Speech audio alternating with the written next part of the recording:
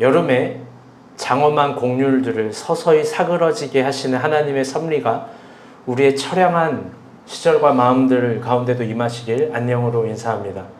너무 울리죠? 말하지 않아도 잘 좀 체크를 해주세요. 어제는 처서였습니다. 땅에서는 귀뚜라미가 등에 업혀오고 뭉게구름이 온다라는 사잇 의미가 있는 절기입니다. 아직도 덥지만 처서가 지나면 들풀들도 저마다의 울음으로 시들해집니다. 우리에게 그렇게 가을이 또 오고 있는 겁니다. 언제나 이쯤 이야기하지만 여름의 절정에 가을의 입구를 심어놓은 하나님의 신비가 놀라울 따름입니다. 그러니 이 남은 여름의 끝에 우리에게 무엇이 맺혀 있는지 한번 개수해 봅시다. 한 주 동안 많은 일들이 있었습니다. 민생지원금이 시행된 지 근 한 달이 되어가고 있습니다. 서울갤럽에 따르면 1인당 지급했던 15만 원엔 95% 정도가 사용했다라고 합니다. 정부는 1차 민생지원금을 위해서 30조 5천억 원을 투입했습니다. 1차 지원입니다. 국가 운영 프로세스에서 상위 8위에 해당할 만큼 큰 예산을 투입한 겁니다. 그렇다면 이 시각 우리는 냉정하게 평가해 봐야 되는 겁니다. 그건 뭐냐면 과연 이것으로 인해서 국민들은 행복해졌는가? 그런데 너무나 아쉽게도 이것에 대한 평론은 없습니다. 다시 대한민국은 각 정당의 정치 대결 구도에 휘마리로 들어갑니다. 그래서 매우 아쉽습니다. 결국 정치를 한다라는 것도 민생을 위함이고 정당이 필요한 것도 민생을 위함인데 실제 민생을 챙기기 위한 평론들은 거세를 당합니다. 그래서 여러분에게도 한번 물어보고 싶습니다. 진짜 한번 이야기해보고 싶었습니다. 15만 원 받아서 우리 정말 행복했는지, 잘 먹고 잘 썼는지. 요즘은 더욱 여러분의 삶에 관심을 갖게 됩니다. 우리 현미가 졸린가 봐요. 현미가 이러고 설교를 들어요. 지금 부자의 설교를 하고 있는데. 어제 남자친구랑 통화하느라 잠을 못 자셨나요? 아니죠? 오해 없게 하길 바라요. 여러분이 뭘 먹고 사는지, 힘든 일은 없는지, 어떤 고민이 있는지 진짜 고민하게 됩니다. 어제 참 인상 깊은 장면이 있었습니다. 상현 현재가 혼자 대중교통으로 천산기도를 하러 토요일에 왔다라는 겁니다.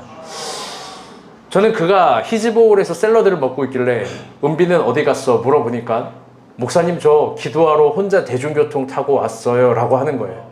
여러분 놀랍지 않습니까? 근데 제 안에 들었던 첫 마음은 무슨 일이 생겼나? 저는 왜 저렇게 기도를 하러. 그런데 제가 기도실에서 무슨 기도를 그가 했는지는 잘 모르겠습니다. 그런데 분명한 한 가지는 하나님은 그 기도를 들으셨다라는 점입니다. 그리고 그는 지금 진지한 기도를 하기 위해서 많은 것들을 절제하고 피곤함을 가지고 여기까지 온 거죠. 그리고 깨알같이 저에게 이런 핀잔을 줍니다. 목사님, 지금 은비 간사는 일을 하고 있더라고요. 무슨 일일까요? 토요일. 교회 일이겠죠. 어떻게 우리 직장이 토요일에 일하는 직장인데. 그래요. 사랑을 깨알같이 잘 받았습니다. 여러분 잊지 맙시다. 입으로 신앙생활 하는 거랑 우리가 입으로 할 수 있는 신앙생활을 하는 건 좀 다릅니다. 우리가 입으로 할 수 있는 신앙생활은 기도밖에 없습니다. 우리의 입을 적극적으로 활용하여서 마음의 문법을 투영하여 여러분 기도하기 좋은 날씨가 오고 있습니다. 더 기도합시다. 아멘. 상현 형제가 했던 모든 기도 응답받을 줄 믿습니다. 아멘. 아련했던 스가랴가 지나갔습니다. 개인적으로는 스가랴를 더 깊게 설교하지 못해서 너무 아쉽습니다. 언젠가 그 기회가 오길 진심으로 희망해 봅니다. 이 본문은 너무너무 아깝습니다. 한 주 한 주 큐티가. 이번 주 큐티는 시편이었습니다. 다들 그래서 어떠셨는지 궁금합니다. 제가 보통 시편을 설교할 때는 모든 본문이 그렇겠지만 시편 설교는 더 본문으로만 설교하지 않습니다. 시편 가운데 함의되어 있는 배경, 성격, 언어, 전승사, 표제어, 그리고 신학적 논쟁점까지 다 이야기를 해줍니다. 왜 그러냐? 그 이유는 시라는 문학적 기법으로 성경이 쓰여 있긴 하지만 이 시편은 현대시처럼 작가의 깊은 내면을 표현하기 위해서 쓰인 성경이 아니기 때문입니다. 이스라엘의 시편은 매우 적극적으로 이스라엘 공동체의 운명과 역사, 현실과 좌절에 대해서 문학적으로 표현한 겁니다. 그래서 시편은 다시 따라볼게요. 의도적이다. 시편은 상당히 의도적인 겁니다. 어떤 현대시처럼 개인의 시인의 내면의 글을 쓴 것이 아니라 의도적 신학 형성사를 가지고 있는 겁니다. 오늘 본문도 그렇습니다. 근데 성민이 이 뒤에 있나요? 그렇군요. 네, 성민이가 안 보여서. 오늘 본문은 시편 123편인데요. 이게 신학적 분류로는 성문서라는 성경입니다. 성문서가 어떤 거냐면요. 히브리어로 케투빔이라는 분류 뜻인데요. 그 뜻이 굉장히 아름답습니다. 어떤 뜻이냐면 케투빔은 기록된 것들입니다. 여기서 사실 의문을 가져야 됩니다. 이미 성경도 다 기록된 건데 왜 성문서로서 케투빔은 일부러 기록된 것들의 성경이라는 거대한 분류를 갖는 걸까? 왜 굳이 이렇게 되는 걸까? 모든 성경이 기록됨에도 불구하고 케투빔에 속하지 않습니다. 그런데 특별히 시편 122편, 123편은 대표적 케투빔에 속하는 겁니다. 어떤 기준으로 케투빔에 속하는 걸까? 케투빔의 형성사를 여러 가지로 이야기할 수 있지만 하나의 공통된 문법이 있습니다. 그건 뭐냐면 하나님을 향한 다양한, 다시 따라볼게요. 의심들입니다. 하나님을 향한 다양한 의심들이 있을 때 시인은 예상할 수 없는 고난과 기쁨, 아픔과 행복, 예상할 수 없는 것들을 기록합니다. 하나님이 의심이 될 때 불신하는 것이 아니라, 여러분 의심할 때 불신하는 거 아니에요? 의심하기 때문에 예상할 수 없는 기쁨, 좌절, 행복, 고난, 그런 역설들을 기록하는 게 케투빔의 문법입니다. 우리가 시편 122편과 123편을 봤을 때는 그냥 성전 안의 노래 같고 그냥 하나님의 은혜를 구하는 노래 같지만 여기에는 많은 예상할 수 없는 의심들이 적혀 있는 겁니다. 그렇기 때문에 오늘 본문도 단순히 시인 내면에 있는 시언어로 해석해서는 안 됩니다. 여기엔 이스라엘 공동체가 예상할 수 없었던 수많은 의문과 고난과 괴로움이 적혀 있는 겁니다. 오늘 본문 1절부터 한번 봅시다. 시작. 하늘에 계신 주여 내가 눈을 들어 주께 향하나이다. 아멘. 오늘 큐티는 케투빔이라는 거대한 성문서 분류로 시편 122편까지 포함이 됩니다. 122편은요. 성전을 향해 올라가는 기쁨에 대해서 씁니다. 여러분 다 묵상하셨죠? 본문 읽으셨죠? 그런데 한번 물어봅시다. 여기 소외된 사람은 없을까요? 이스라엘의 성전을 올라가는 기쁨에 대해서 시인은 122편에 썼지만 이게 정말 모두가 참여할 수 있는 기쁨일까? 정말 그런 걸까? 아닙니다. 언제나 소외된 사람들이 있습니다. 심지어 공동체성을 그렇게 목이 터져라 강조하는 우리가 본 교회도 마찬가지일 겁니다. 표면상 티는 내지 않지만 모두의 기쁨에 동참할 수 없는 사람들도 있습니다. 소외된 사람들이 소외를 시켜서가 아니라 소외된 마음을 갖고 있는 겁니다. 여러분 허연희 권사님도 저를 적극적으로 핍박합니다. 나도 교회에서 요리 좀 하고 싶은데 뭐 좀 하고 싶은데 안 시킨다고 소외감을 느낀다 라고 얘기를 해요. 힘들어요. 농담이고요.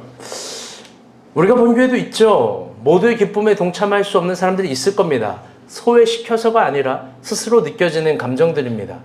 그런데 어쩌면 오늘 본문 시편은 그 사람들을 향한 겁니다. 오늘 설교도 마찬가지입니다. 모두가 성전을 올라갈 때 나는 성전에 올라가지 못하는 사람들의 이야기가 123편에 있는 겁니다. 오늘은 그 사람들을 위한 설교입니다. 오늘 본문 1절 다시 읽어봅시다. 시작.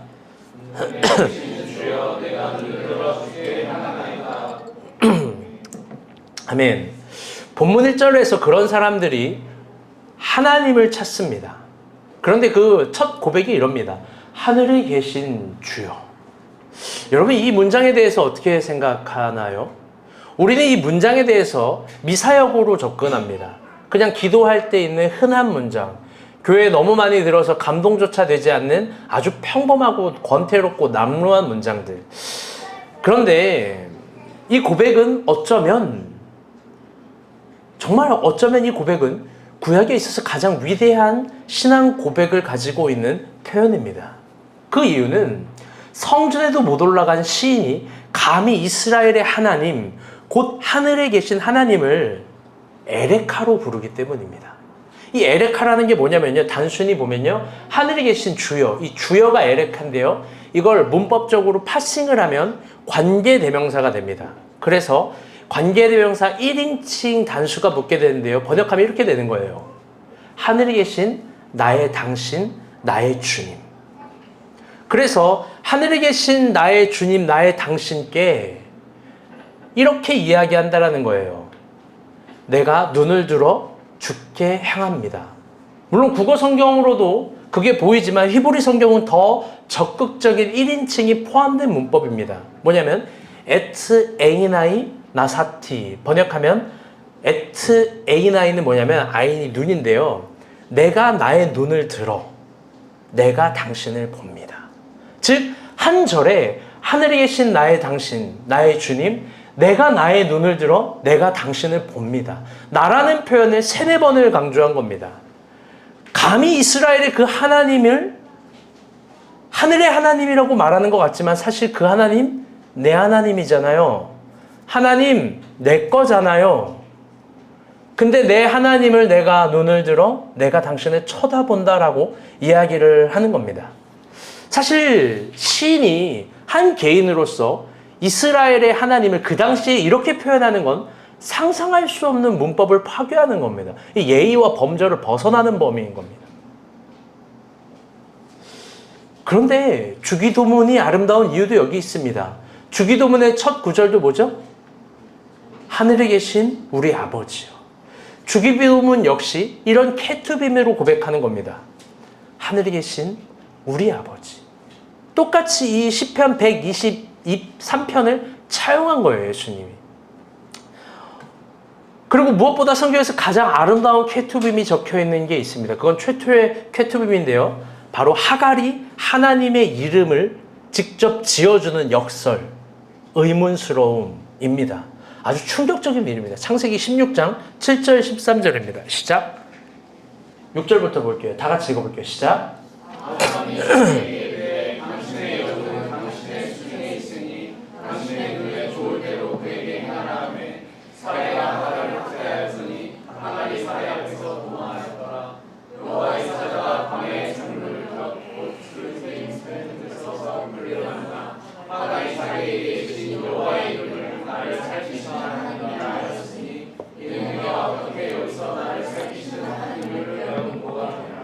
아멘.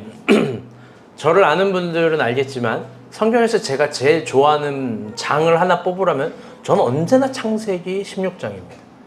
요한복음 6장과 창세기 16장인데 창세기 16장이 더 좋습니다. 이 본문을 너무 얘기를 해주고 싶습니다. 물론 다 말할 수 없겠죠. 본문을 보게 되면 아브라함이 아내인 사레가 하갈을 학대합니다. 여기서 학대했다라는 건 참 심각한 표현입니다. 이게 진짜 히브리어로 라츠라고 해서 얼마나 그 당시 학대가 뭐냐면 등에 채찍을 때리되 채찍으로 수레가 박히는 고름이라는 뜻이에요. 라츠라는 한마디가. 그러니까 등에 고름이 파일 정도로 길이 날 정도로 계속 때리는 거예요. 진짜 그런 라츠를 했는지 아닌지는 모르겠습니다. 그런데 학대합니다. 그래서 하갈이 사라를 피하여서 광야로 도망갑니다. 그런데 이게 중요한 거예요. 광야가요, 여러분 살 곳이 아니에요. 지금도 광야는 죽음을 상징하지만, 고난을 상징하지만 그 당시 광야는요, 당연히 더 확실한 죽음을 상징하는 곳이에요. 그런데 사라의 학대가 얼마나 심했으면 하갈은 광야를 살 길로 봤을까? 이 정도 착시 현상이 이루어질 만큼 학대를 한 거예요. 그런데 그 곳에서 너무나 신기한 건 하갈이 하나님을 만납니다. 아니, 하나님이 하갈을 만나주시죠. 근데 이게 너무 중요한 게 뭐냐면 하나님이 사라는 안 만나고 하갈을 만나주세요. 그리고 이 사건 이후로 아브라함도 사라를 안 만나고 하갈을 만나러 가요. 이것도 참 신기해요. 그런데 중요한 건 그녀가 거기서 최초로 하나님의 이름을 지어줍니다. 뭐라고 지어주냐? 13절 한번 읽어볼게요. 시작. 자기에게 주신 여호와의 이름을 나를 살피시는 하나님이라 하였으니 이는 내가 어떻게 여기서 나를 살피시는 하나님을 배웠는고 하니라. 아멘. 여호와의 이름을 나를 살피는 하나님이다 라고 지어줘요. 여러분, 이게 하나님이 성경에서 등장하는 첫 이름이에요. 하나님이라는 이름은 하나님이죠. 그런데 인간이 하나님의 이름을 지었어요. 광야에서. 근데 하나님이 그 이름을 지음 받음을 허용합니다. 그리고 하갈은 당시에 보편적인 자격, 보편적인 범주를 상당히 벗어난 사람입니다. 그런 그녀가 이스라엘의 하나님을 나의 하나님이라고 케투빔합니다. 이 케투빔이 참 위대한 신앙의 표현이에요. 여러분, 잊지 마세요. 잘 들어보세요. 중요한 진리입니다. 어려운 게 아닙니다. 그런데 또 어렵기도 해요. 뭐냐면 정말 의미 있는 신앙은 여기에서부터 시작되는 거예요.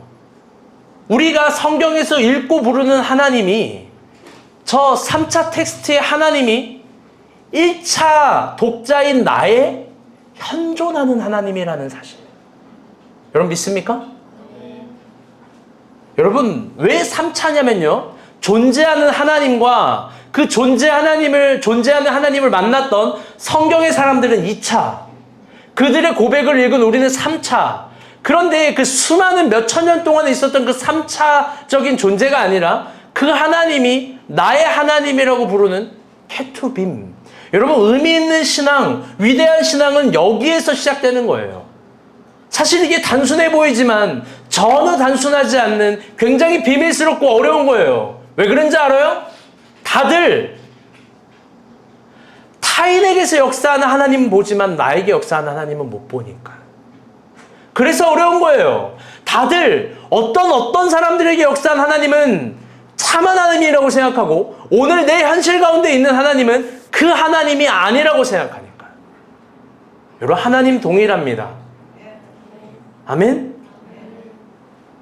나의 하나님이라는 인식이 진정 의미 있는 신앙의 첫 출발인 거예요. 그리고 여기에 눈을 뜨는 사람은 정말 중요한 신앙의 행위에 대해서 집중하게 됩니다. 또 새로운 눈을 뜰 수밖에 없어요. 시인은 그걸 이렇게 표현합니다. 2절입니다. 시작.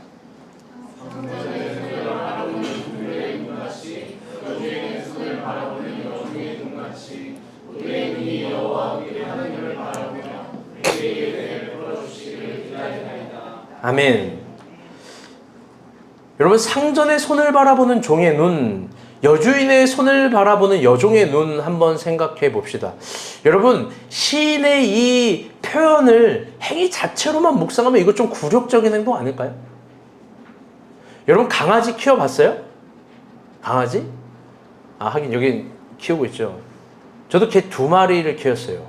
여러분, 강아지가요, 사람을 막 쳐다보고 짖는 것 같죠? 진짜요? 그런데 절대 주인의 눈을 안 마주쳐요. 그거 알아요? 꼬미는 이렇게 쳐다봅니까? 용식이 쳐다보는 건 적대하는 건데. 강아지는요, 그래서 눈을 마주치면요, 기가 죽어요. 죽는다고. 저희 집이 초롱이랑 나리 2마리를 키웠는데 다 제 눈을 제대로 못 쳐다봐요. 때려서 그런가? 어쨌든 여러분, 중요한 건 뭐냐면요, 이 행위 자체는 좀 굴욕적인 행동일 수 있어요. 우리 강아지로 따지면요, 좀 쳐다보면 바로 이렇게 수그러들어요. 손만 쳐다보는 거, 이건 굴욕적인 행동 아니겠습니까? 그런데 이게 고대 근동에서는 완벽하게 다른 의미입니다. 이건 일반적인 종과 주인의 관계에서 있는 행위가 아니고요, 주인의 손을 바라보는 종이라는 이 문학적 표현은, 시대적 표현은 당시에 정말로 가장이라는 표현 좀 그렇지만 진짜 높은 귀족들과 종의 관계에서 있을 수 있는 일이에요. 이게 보통 식탁에서 이루어지는 행위를 묘사하는 겁니다. 주인은, 그 높은 귀족의 주인은 가장 사랑하고 신뢰하는 사람을 자기 식탁 옆에 둡니다. 왜냐하면 주인의 생명과 직결된 음식을 만들 수 있는 권한인 겁니다. 음식을 만드는 사람이 고대 근동에서는 가장 높은 종이었던 거예요. 가장 높은 종. 그런데 그 종은 주인 옆에서 주인의 손만 봅니다. 이게 굴욕적인 것이 아니라 주인이 가장 사랑하는 사람을 옆에 두는 방식인 겁니다. 가장 가까운 사람을 두는 방식이에요. 그리고 그 귀족들은 오랫동안 자신의 식탁의 곁에 둔 종에게 그들의 노동으로 가질 수 없는 선물을 줍니다. 뭐냐면요, 이를테면 자유, 이를테면 결혼, 이를테면 재산, 이를테면 자기의 자녀에 관한 것, 그 종의 자녀에 관한 것. 여러분 아브라함 있는 부분도 보게 되면요. 13장쯤에 그가 상속자가 없다고 했을 때 그 상속을 누구 주냐면 상속 재산을 사촌이 있었는데 룻에게 주는 것이 아니라 자기의 종에게 준다라고 얘기를 해요. 이 사람이 나의 상속자 이 사람밖에 없다고. 그게 그 당시 문화예요. 가장 가까운 종을 옆에 두고 그에게 재산까지 나누는 거예요. 열 문화의 비유, 사실 달란트 비유 모두 마찬가지입니다. 종에게 주는 겁니다. 그러니까 우리가 생각하는 것처럼 그 종이라는 개념이 그렇게 어마어마하게 굴욕적 개념은 아닌 거예요. 민수기에서도 그래서 그 종에게 자유를 줄 때 선택할 수 있다고 법을 줍니다. 어떤 거냐면 다시 너가 그 종의 그 주인의 종으로 들어갈지 아니면 자유인이 될지. 그럼 왜 종이 됐냐? 이건 또 이제 여러 이야기를 해야 돼서 다 말은 할 수 없습니다. 어쨌든 중요한 건 뭐냐면 주인의 식탁 가운데 들어간 그 종들은 주인의 손에서 내려오는 선물을 기다립니다. 그 선물은 자신의 노동, 머리, 자신의 에너지, 자신의 것들로 이뤄낼 수 없는 것들이 들어오는 거니까요. 자신의 한계를 뛰어넘을 수 있는 것들을 주는 거니까요. 그래서 본문의 신 2절은 마지막에 이렇게 얘기합니다. 그게 뭔지를. 2절 마지막 한번 보세요. 하얀색 글씨 시작. 비유하는 거예요. 상전의 손을 바라보는 종의 눈같이, 여주인의 손을 바라보는 여종의 눈같이 우리의 눈이 하나님을 바라봅니다. 왜? 우리는 지금 은혜가 필요하니까. 3절에서 노골적으로 이렇게 얘기합니다. 시작. 여호와여 우리에게 은혜를 베푸시고 또 은혜를 베푸소서. 심한 멸시가 우리에게 넘치나이다. 아멘. 지금 시인의 상황이 어떤지는 구체적으로 알 수 모릅니다. 그런데 그들은 지금 멸시가 넘치는 상황입니다. 이 멸시가 자기가 가진 것들로 해결하거나 해소하거나 극복할 수 없는 멸시인 겁니다. 아마도 이스라엘 역사를 생각할 때 바벨론 포로기 시절을 말하는 거일 겁니다. 그런데 그 포로기 상황은요, 자신의 힘으로, 자신의 의지로, 자신의 지식으로 도저히 해결할 수 없는 거예요. 우리도 그런 역사를 갖고 있지 않습니까? 지식이 있다고, 힘이 있다고, 능력이 있다고 그 구조적 상황을 이겨낼 수 없는 거예요. 그래서 사회학자들은 이런 걸 이렇게 얘기하죠. Structure limited, 구조적 한계, 또 Structure evil, 구조적인 악. 우리가 살아가는 사회는요, 구조적인 한계와 구조적인 악이라는 게 있는 거예요. 이건 한 개인의 내면적 도덕성, 의지, 지성 이런 것들로는 해결할 수 없는 거예요. 여러분 우리 중에도 그런 게 너무 많습니다. 너무너무 많아요. 제가 군대에 처음 들어갔는데 저는 정말 제 후임을 잘해주고 싶었어요. 잘해줬고 제가 사람 잘 챙기잖아요. 그런데 욕을 하라고 시키는 거예요. 억지로 나쁜 짓을 시키게 저희 선임이 시키는 거예요. 여러분 구조적인 한계예요. 이 사회에 들어가잖아요. 누군가 내 아랫사람이든 옆사람이든 찍어내리는 구조밖에 주지 않아요. 사실 협력해서 같이 할 수 있는 일도 상당히 많은데 그게 더 효과적일 텐데 구글은 어떻게 일하나. 에릭 슈미츠 책을 보면 그런 시너지 효과를 계속 추구하는데 선진 기업들은 우리나라는 여전히 멀었어요. 승진 문화예요. 승진 문화. 찍어내리고 성과를 얻어야 승진하는 겁니다. 팀워크로 함께 성과를 내는 걸 잘 못하죠. 여러분 그런데 한번 여쭤볼게요. 이런 거 어떻게 이겨내야 돼요? 구조적인 한계들.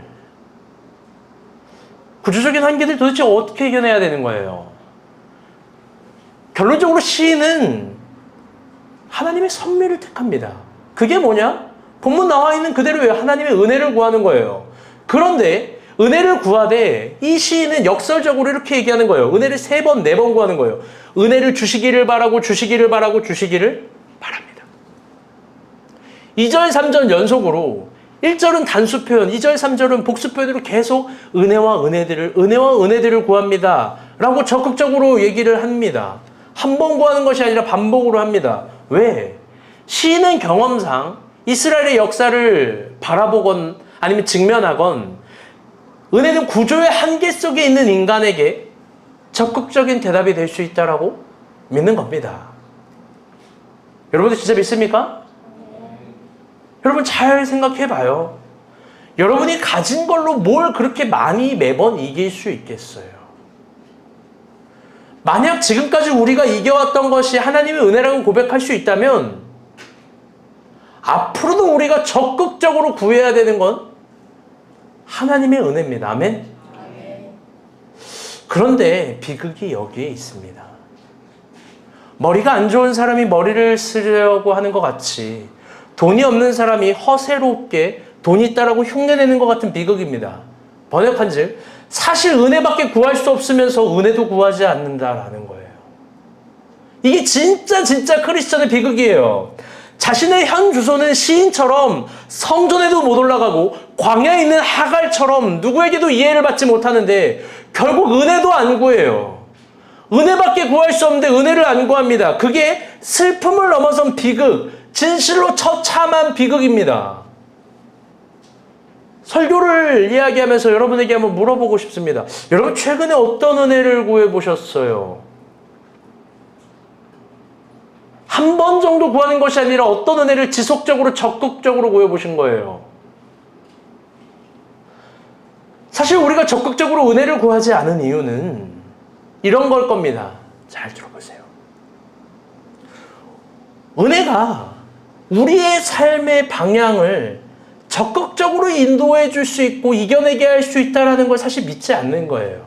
더 나아가 우리가 그토록 기도했던 은혜는 사실 우리에게 오지 않는다라고 생각하기 때문이에요. 무엇보다 이게 제일 중요한데 은혜가 우리 가운데 임하고 은혜가 우리 가운데 어떻게 다가오는지 그 순간을 읽어낼 수 있는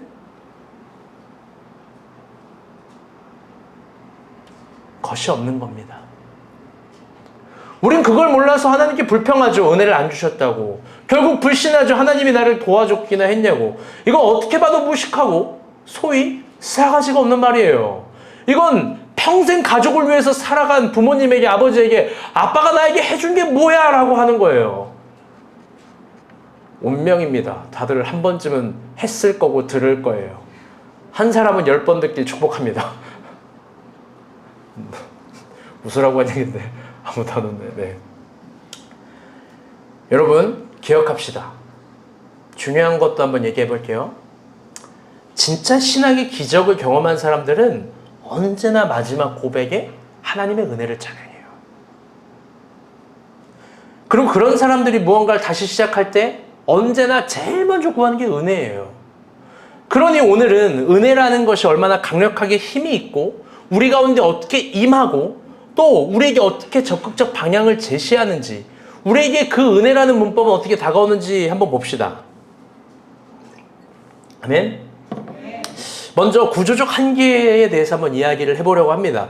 여러분 인생을 지금까지 다 30대 평균 20대도 있지만 30대일 텐데 구조적 한계들을 경험해 봤을 거예요. 한계점. 여러분 어떤 걸 구조적 한계로 경험했나요? 이건 도저히 해도 안 된다라는 거. 다들 이거 이야기하면 꿈과 비전, 직장, 진로, 어떤 경제적인 영역, 부호 뭐 이런 거 생각합니다. 그런데 결론적으로 말하면 그거 아니에요. 깊게 들어가 보면 이건 오히려 쉬운 영역이에요. 행복한 영역이에요. 왜? 내가 원하는 내 뜻대로 되지 않지만 여러분 인생은 더 행복하고 멋지게도 살아갈 수 있는 거거든요. 돈을 벌어가는 방식을 구조적 한계로 이야기하면 안 돼요. 이게 진짜 그럽니다. 여기서 같이 있는 사람들은 제가 이런 부분을 되게 다각도적으로 얘기하는 걸 알 거예요. 만약 이게 맞다면 전 그렇게 동의할 텐데 여기 동의할 수가 없어요. 제가 생각할 때 우리 안에 정말 구조적 한계는 대표적인 여러 개가 있지만 대표적인 영역 2개입니다. 그게 구조적 한계예요. 첫 번째는 결혼의 영역이고 두 번째는 집의 영역이에요. 이건 정말 은혜가 없으면 안 돼요. 왜? 나도 준비돼야 되지만 너도 준비돼야 되고 모든 시간과 타이밍 상황이 매우 적절함을 넘어 정확해야 되기 때문이에요. 먼저 연애와 결혼에 대한 이야기를 해봅니다. 연애와 결혼은 구조적인 한계가 맞아요. 그 이유는 연애와 결혼에 따라서 그 사람이 가지는 사회적 평가가 매우 다양하게 형성되기 때문입니다. 어떤 한 개인이 매우 성실하게 살아가고 결과물도 좋고 인품도 훌륭하고 너무너무나 괜찮은 사람인데 그 사람이 연애를 못하면 어딘가 부족한 사람이라고 평가합니다. 그 사람이 결혼을 못하면 어디가 막 하자가 있는 사람으로 생각을 해요.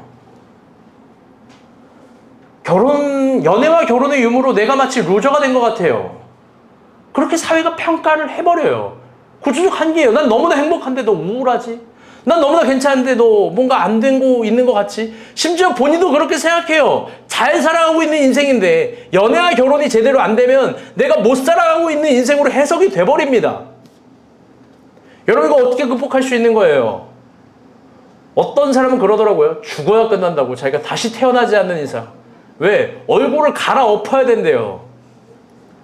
정말 예쁘면 끝나는 걸까? 남자들은 의뢰 이런 생각하는 것 같아요. 직업이 좋아야 된다. 그래서 결혼할 수 있다라고 생각하는 것 같아요. 여러분 그런 관점이면 외모와 직장이 결혼의 절대적 가치라면 여러분 저도 결혼 못 해야 돼요.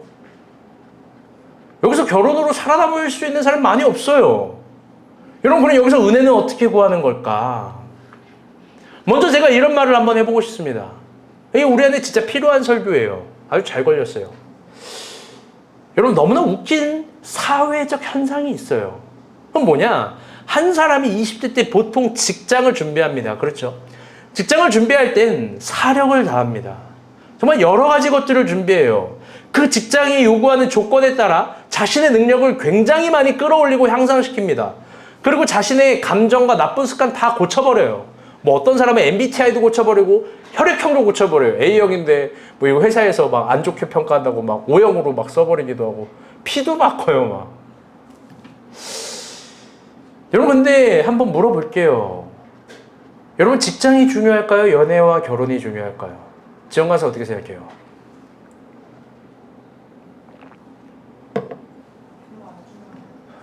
뭐야? 연애와 결혼, 직장 둘 다? 아니요. 지금 너무 안 중요한 삶을 살아가고 있는 거예요? 지금 얼굴을 지금 졸린 눈으로 누가 바카스라도 하나 따줘가지고. 여러분, 이건 비교 대상이 아니에요. 연애와 결혼이 훨씬 중요해요. 여러분, 직장 잘 안 되면 다시 하면 되잖아요. 연애와 결혼도 다시 할 수 있지만 그거 쉬운 게 아닙니다. 비교되지 않게 연애와 결혼이 중요해요. 그런데 중요하다라는 사회적 코어를 한번 생각해 볼게요. 여러분 우리가 사회에서 무언가 중요하면 적극적으로 배우지 않습니까? 돈을 내서 배우지 않습니까? 그게 안 되면 여러 방면으로 도움을 받으려고 어떻게든 노력하지 않습니까? 제가 안 되는 건강 해보려고 헬스장에서 PT를 끊는 것처럼요. 그런데 여러분 연애와 결혼 그렇게 접근합니까? 다들 연애와 결혼은 뭔가 자연스럽고 드라마틱하고 뭔가 홀리하고 막 이런 걸로 접근해요. 여러분 그런데 연애 상담, 결혼 상담 이런 거 우습게 보면 안 돼요. 진짜 큰 코 다쳐요. 특히 매번 싸우는 우리 부부들 한번 잘 들어보세요. 뭐 커플들이 없으니까 커플들도 있긴 하네. 커플들도 잘 들어보세요. 여러분 이게 자연스러운 남녀 현상이 아니에요. 또 사랑이 결연해서 그런 것도 아니에요. 오히려 내가 못 배워서 그런 거일 수도 있어요. 싸움만 안 해도 내가 얼마나 많은 감정과 건강과 정신적 낭비가 줄어드는데요. 만약 이게 배워야 되는 성질의 것이라면 이걸 내가 잘 배운다면 여러분 내 평생이 든든하고 에너지가 보완이 되는 거예요. 보완. 저는 우리 가운데 최수종을 알아요. 저는 어느 날 용식이 보면요 하루 종일 막 표정이 안 좋아요. 너 뭔 일 있어? 그러니까 지원이랑 싸웠어요. 일이 힘든다는 얘기 내가 한 번도 들어본 적이 없어. 막 일이 몇 개가 있어도 별로 힘든 티도 안 나. 아, 뭐 하면 되죠, 이래. 근데 지원 간사랑 혹 조금 싸운다. 그럼 마음이 어려운 거야. 아주 큰 마이너스인 거예요. 근데 반면 지원 간사는 잘 일하는 거. 여러분들 우리 자유할 수 있습니까? 다 마찬가지 아닙니까?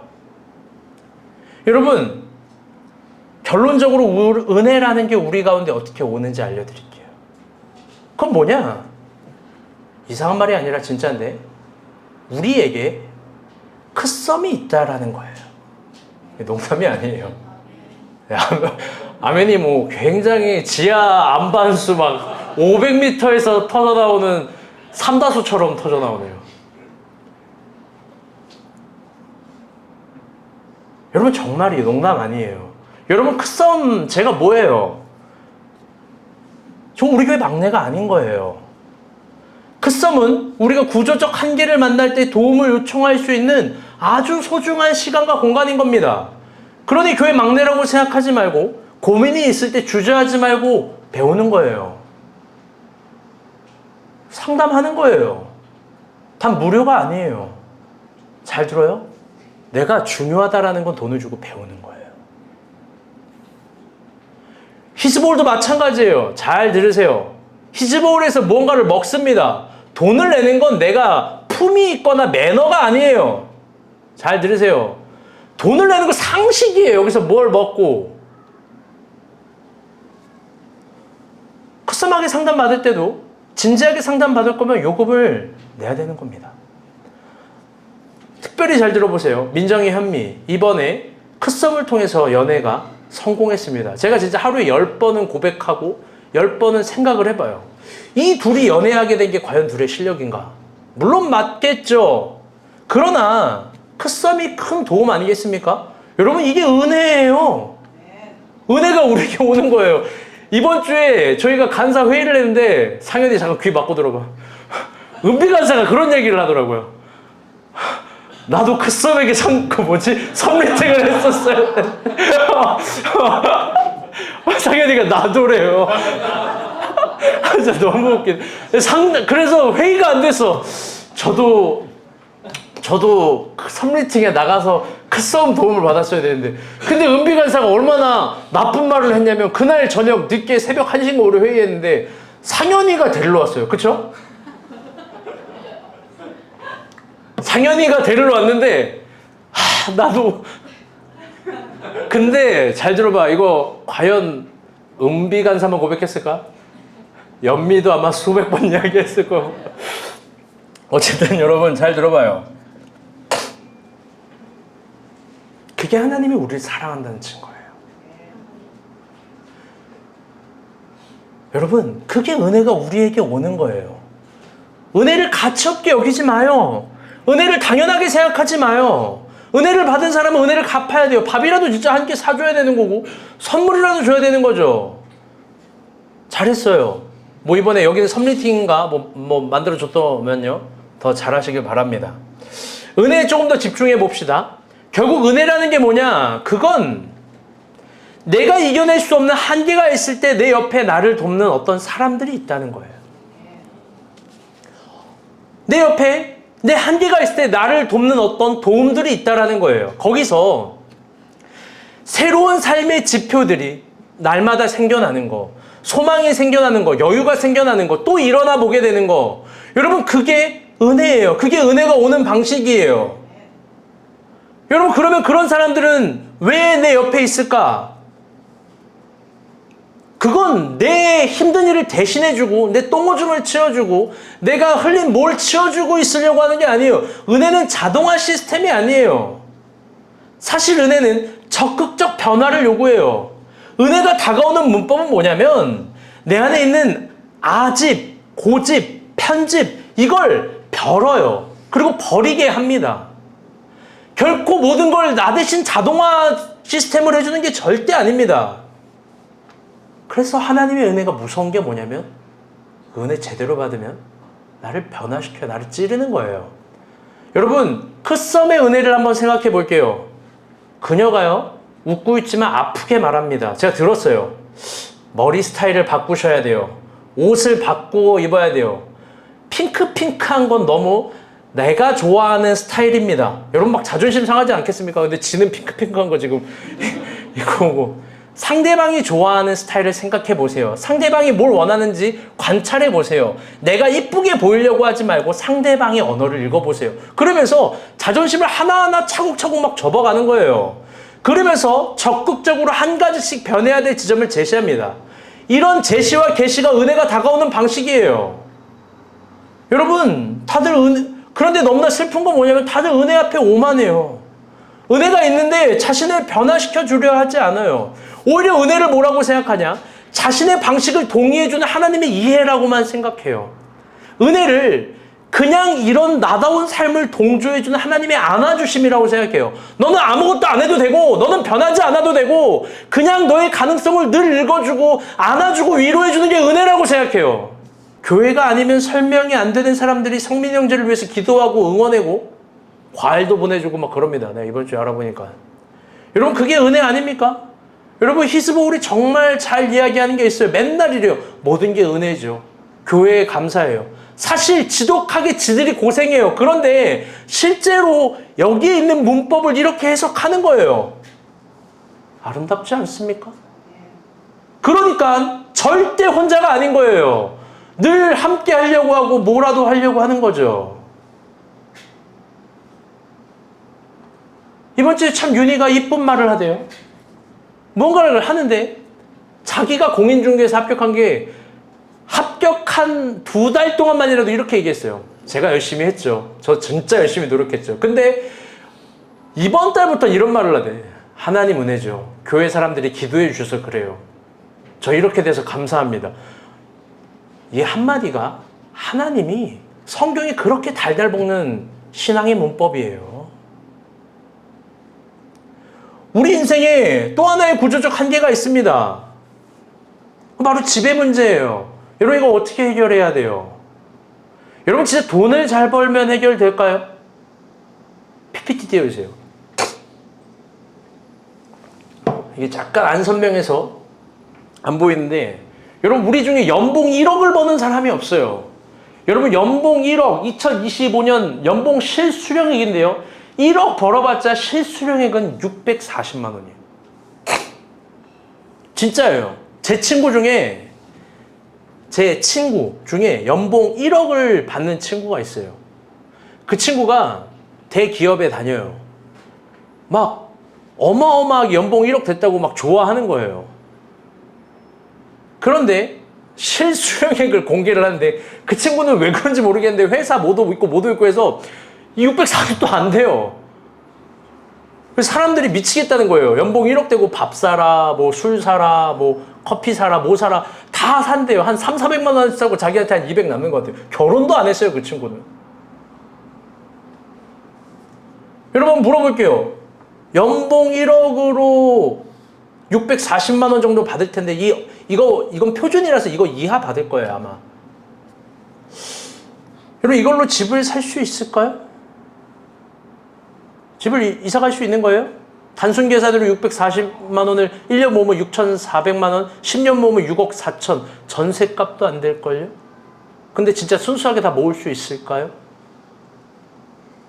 여러분, 제가 목회를 하면서 하나 깨달은 게 있는데, 이 산은 하나님의 것이에요. 아멘? 집 하나님 거예요. 여러분, 집은 월급으로 얻는 것이 아니라 여러 가지 조건들이 굉장히 다 맞아야 되는 신비한 것들이에요. 대출 하나만 생각해도 그렇습니다. 모든 타이밍이 매우 섬세해요. 번역한즉 잘 되면 쉽지만 막히고 안 되면 끝까지 안 돼요, 이게. 그런데 은혜가 뭔지 알아요? 은혜가 다가오는 방식이 뭔지 알아요? 우리 가운데 윤희가 있다라는 거예요. 여러분, 집을 구합니까? 우리 옆에 있는 윤희를 바라봐야 되는 거예요. 그가 우리를 돕습니다. 대출 조건이 막히면 은행 상담까지 도와주고요. 대출 상품은 뭐가 유리한지 보여주고요. 또 집은 어떤 게 좋은지 안 좋은 집인지 다각도적으로 알려줘요. 여러분, 그게 은혜가 다가오는 방식이에요. 여러분, 다시 한번 강조합니다. 은혜가 뭐예요? 우리가 찾고 구하는 은혜가 뭐예요? 그건 내 한계적인 상황 속에서 이유도 없이 근거도 없이 나를 도와주고 나와 함께하는 사람들이 함께 있다라는 점입니다. 그렇게 자랑할 수 있는 건 은혜밖에 없는 겁니다. 아멘? 따라서 정말 중요한 건 뭐냐면 그런 우리가 본 교회가 함께 모인 이곳이 진짜 은혜의 장소라는 거예요. 다들 내가 갖고 있지 않은 어떤 지점들을 동경해요. 내가 소유하지 못한 주머니에 어떤 걸 희망해요. 그러나 하나님은 눈을 떠서 우리에게 계시, 아포칼리스토를 하면서 얘기해 주는 거예요. 지금 너희 가운데 있는 어떤 것을 봐라. 너희가 두세 사람 있는 곳에 나도 너희와 함께 있겠다, 들어가겠다. 하나님 나라는 여기 있다함도 아니요, 저기 있다함도 아니요, 이미 너희 가운데 임하였느니라. 아멘? 여러분, 그렇다면 우리가 늘 꿈꾸고 추구하고 정말 기도했던 은혜의 탄생은 지금 여기의 시간과 공간인 줄 믿습니다. 우리 살면서 늘 한계를 만나요. 한계 없는 사람이 어디 있어요? 그런데 하나님은 그 옆에 우리와 서로를 주셨어요. 그게 은혜의 신비예요. 그렇다면 주저하지 말고 서로를 향해서 깊어져야 돼요. 그런데 늘 나만 도움받으려고 하는 것이 아니라 내가 누군가에게 필요와 도움이 되기를 바라는 거예요. 필요와 도움이 되기를. 그게 은혜 받은 사람의 마땅한 태도입니다. 오늘 설교 제목은요, 158-5820이에요. 이게 뭐냐면요, 제가 전에 살던 집 빌라 주소입니다. 이거 좀 넘겨주세요. 계속 얘기했으니까. 설교를 준비하면서 보니까 저는 7년 전에 이 집을 매매를 했어요. 이 빌라는요, 잘 들어봐요. 1995년에 완공된 빌라로 30년 낡은 빌라예요. 엄청 낡았어요. 그런데 이 동네에선 가장 넓은 빌라입니다. 30평대인데 3룸이에요.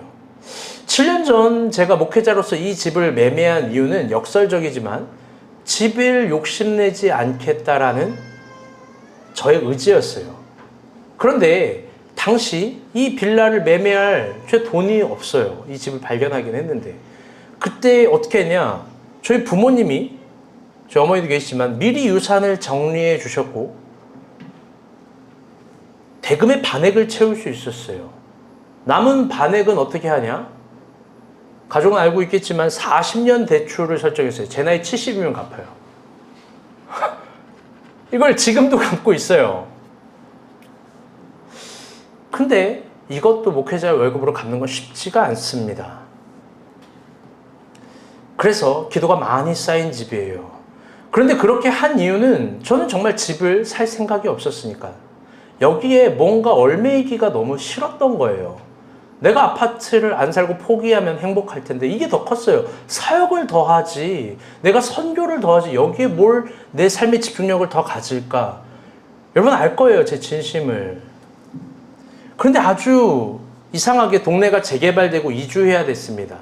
그리고 너무나 신비한 타이밍으로 적극적인 하나님의 은혜로 지금 집으로 이사 가게 됐어요. 아무리 생각해도요, 내가 한 게 없어요. 하나님 은혜예요. 그래서 저 집은 공실이 되었어요. 상식적인 선으로는 월세를 받아야죠. 또 그게 편하죠. 헤라사매가 집을 당근에 올렸는데 하루에 한 10건에서 14건 정도 연락이 와요. 집이 낡았지만 그 정도로 매력이 있는 거예요. 그런데 여러분 알고 있겠지만 저는 저 집을 우리가 본 교인 주고 싶었습니다. 처음에는요, 말 잘 듣는 주영이 주고 싶었어요. 그래서 제가 주영이한테 너 여기 살아라, 결혼도 해라 막 그런 얘기를 막 하고, 여기 살아라, 아니면은 얘 동생 누구죠? 주찬이 데리고 와라, 엄마 아빠 모셔라 막 이런 얘기도 했습니다. 그런데 주영이는 이미 다 이사 계획이 있더라고요. 그래서 안 됐어요.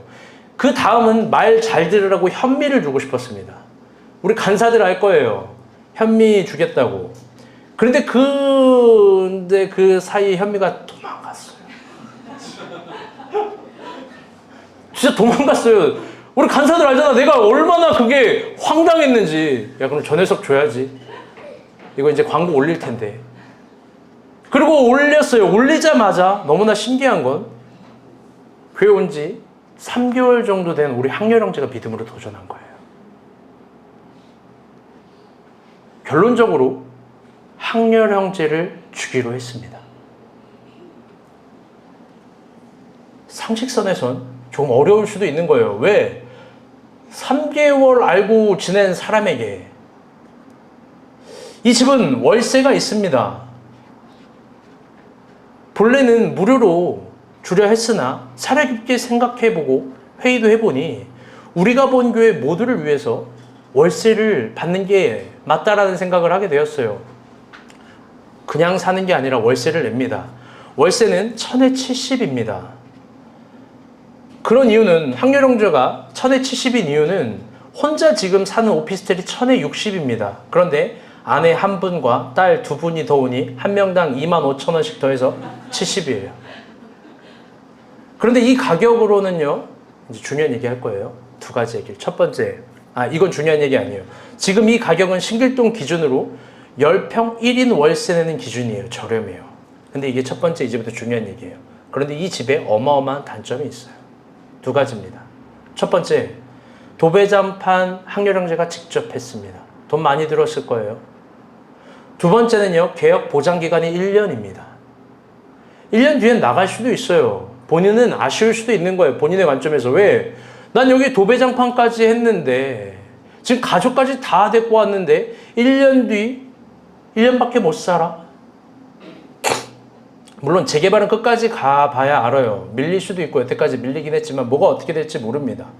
사실 확률형제 편에서 한번 생각해 봅니다. 확률형제 마냥 기쁠까? 아니요. 오히려 고민 많이 했을 거예요. 기도했을 거예요.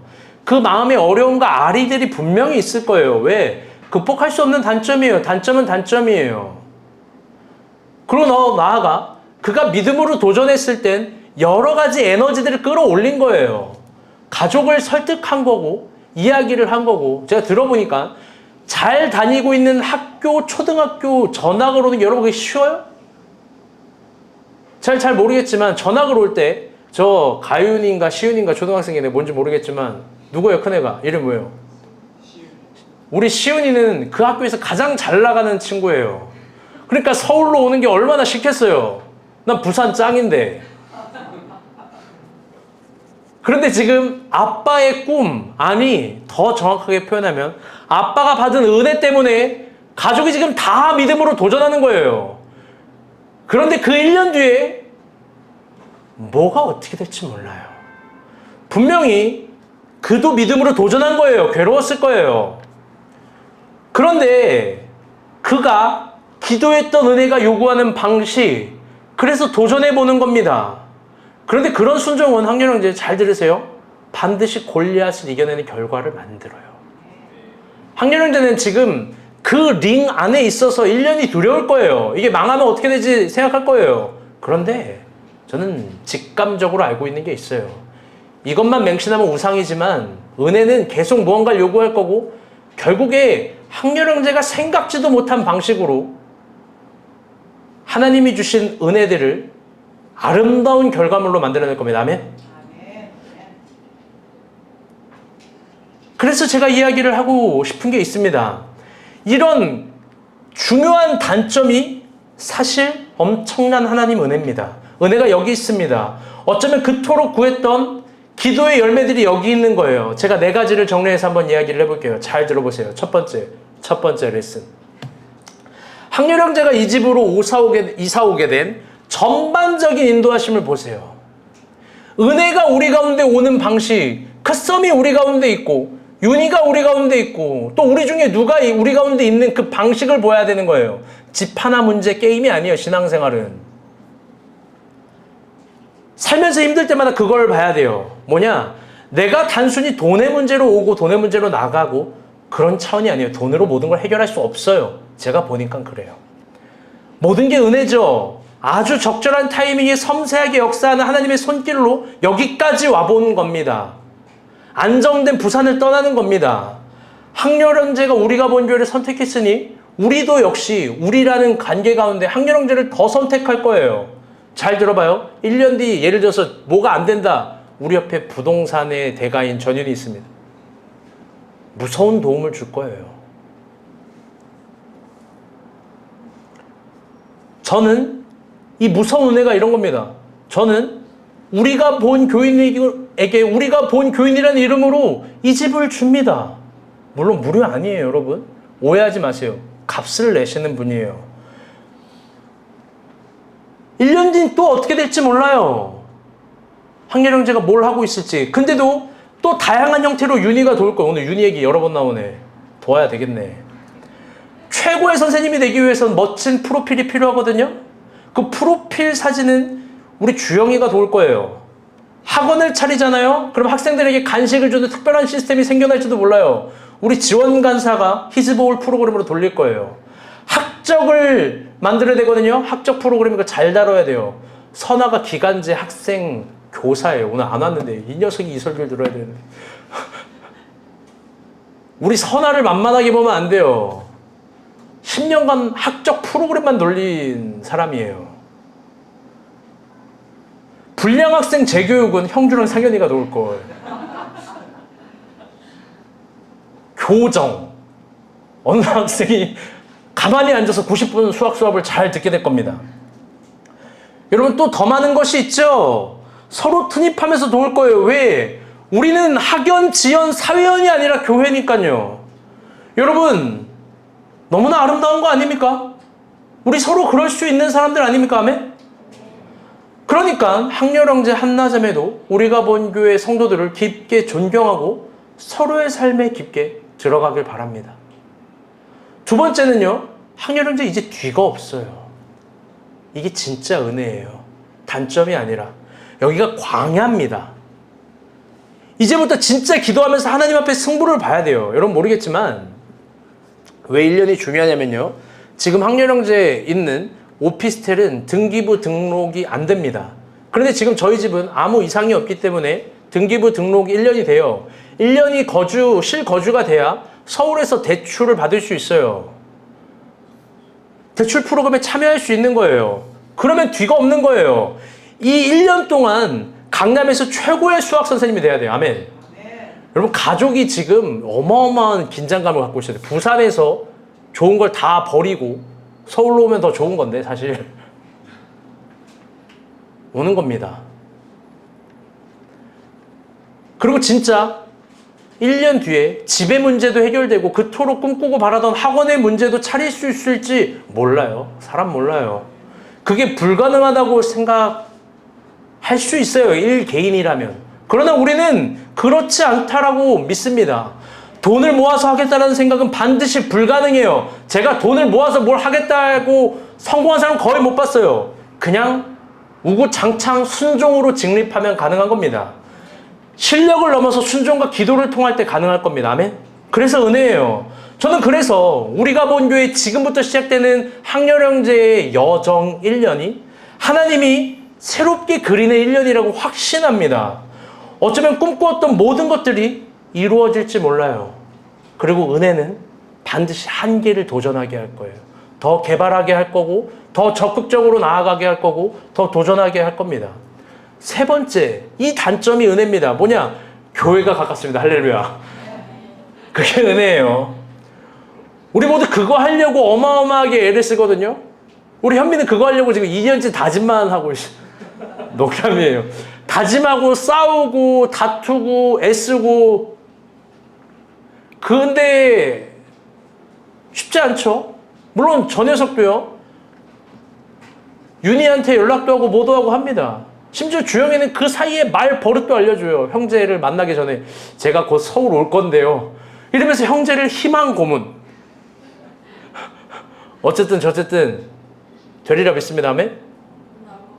곧 나올 거예요. 아멘을 해야지 곧 나올 거예요. 내가 대답 드리려고 한 거야? 너 그 대답 몇 년째? 오케이. 여러분 교회가 가까이 있어요. 그 복이에요. 복이에요. 지원간사가 거래하는 과일집 사장님이 물어봤대요. 왜 당신은 신길동으로 오셨죠? 지원간사가 알아듣지도 못하는 말을 그에게 던졌어요. 교회가 가까워서요. 과일 사장님은 이거를 뭔 말이에요? 빨리 진실을 알려주세요. 얘기를 했대요. 여러분 너무 뻔하고 선명하지 않습니까? 무표정으로 얘기했을 거예요. 저 진짜예요. 알아듣지도 못할 거예요. 여러분 그런데 거기에서 무언가가 분명히 이루어질 겁니다. 거기서 이루어질 거예요. 그래서 항렬 한나 부부는 우리가 본 교회를 더 사랑해 주길 진심으로 정중하게 부탁드립니다. 아멘. 마지막 네 번째입니다. 뭐냐? 지금 나의 시절에 이루어지는 걸 이 변화와 변혁과 긴장감을 여러분 감사했으면 좋겠어요. 또 저희 부부와 교인들에게 진심으로 감사하고 감사를 표현했으면 좋겠어요. 왜? 그것이 창립 6주년에 설교한 서로에 대한 아름다운 예절이에요. 우리가 본 교회도요, 믿음으로 순종하고 용기를 내어준 항렬 형제 가족을 환영하고 감사를 표현합니다. 진심이에요. 와서 좋습니다. 여러분, 우리 모두 마찬가지입니다. 요즘 살면서 본문과 본문의 요구들이 더 그런 걸 요구해요. 신기해요. 오늘 은혜도 그렇고요. 여러분, 감사를 표현해야 됩니다. 아멘. 제가 볼 때 한두 명 정도가 큰 은혜를 받았음에도 불구하고 감사를 잘 표현 못해요. 여러분, 그런데 놀라운 건, 무서운 건 복음서의 비유를 봐요. 감사하지 않은 은혜는 다음을 주지 않아요. 왜? 어차피 은혜를 줘도 감사하지도 못할 사람을 하나님이 더 많이 줄 이유가 없는 거예요. 여러분, 하나님 앞에 어설픈 자존심 부리지 않기를 바랍니다. 아멘. 우리에게 교회를 주셨고 서로를 주셨습니다. 그러면 감사할 수 있다라는 표현은 가장 행복한 표현입니다. 아멘. 환영합니다. 염학렬 조한나 부부, 염시은 영가윤 아이들. 박수. 말씀의 결론을 맺겠습니다.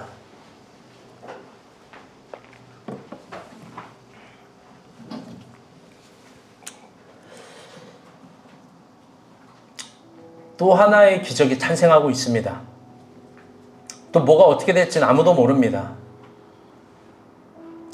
항렬 형제 부부가 우리가 본 교회로 이사를 와서 1년 뒤엔 또 뭐가 어떻게 될지는 정말 모릅니다. 그건 몰라요.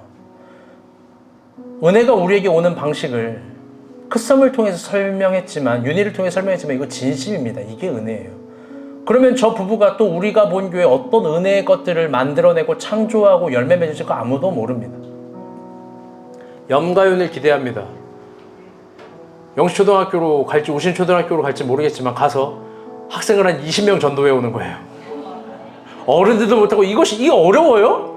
이러면서 막 공비 간사를 귀찮게 하고 막, 또 서울에서 힘든 일도 있겠지만 상상하지도 못할 좋은 은혜들이 있을 겁니다.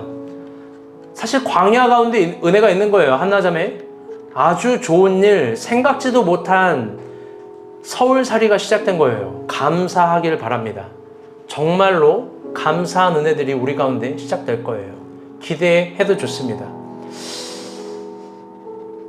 여러분, 이 설교를 보니까요, 말씀의 결론 이거예요. 우리가 기도한 은혜가 우리 곁에 옵니다. 은혜가 우리에게 찾아오는 방식은 우리가 생각지도 못한 사람들이 우리 옆에 있다라는 거예요. 그 은혜는 우리에게 그런데 한량없는 힘과 변화를 요구해요. 힘도 주지만 변화를 요구해요. 하나님의 은혜 구합시다. 이 정도 설교로 적당히 할 수도 있지만, 하나님의 은혜는 변하지 않으려는 자신을 동의해주는 이해심이나 나다운 삶을 동조해주는 하나님의 안아주심이 아니에요. 끊임없이 나를 변화라고 요구해요. 안 되면 크썸에게 찾아가세요. 오늘 선아가 안 와서 너무 아쉽네. 안 되면 윤희를 찾아가세요. 또 안 되면 용식이를 찾아가고요. 또 안 되면 연미를 찾아가고요. 뭐가 안 되면 막 서로 찾아가는 거예요. 우리 아이들도 이제 수학이 안 되면 다 우리 염선생님한테 찾아가는 거예요. 은혜가 탄생할 줄 믿습니다. 아멘? 결국 다 잘 될 겁니다.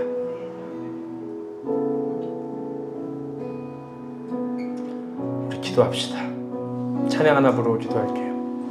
같이 서서 찬양